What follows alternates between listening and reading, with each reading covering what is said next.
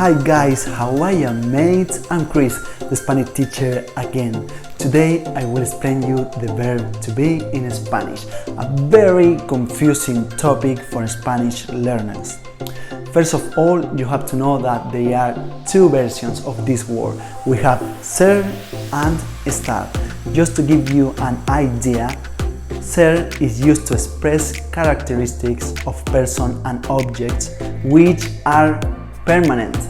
Estar is used to speak about things which can change their condition.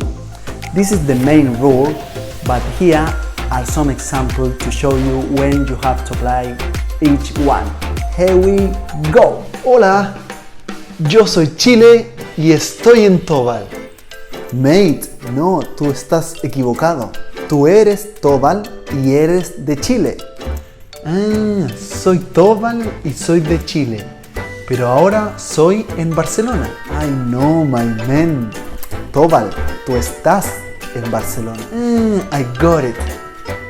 Yo soy Tobal y soy de Chile, pero estoy en Barcelona y mi amigo Cris está profesor.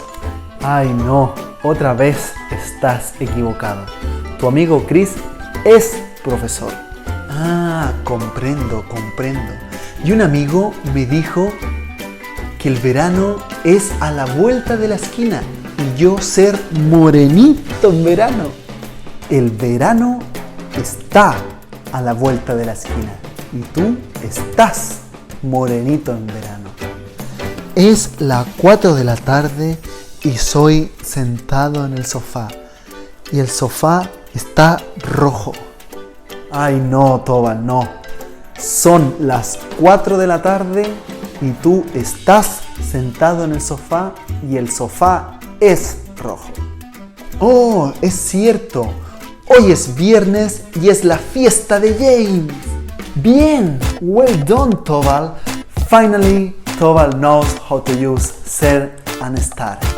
Thank you guys for watching. See you next time and don't forget to subscribe to my channel. Hasta la vista.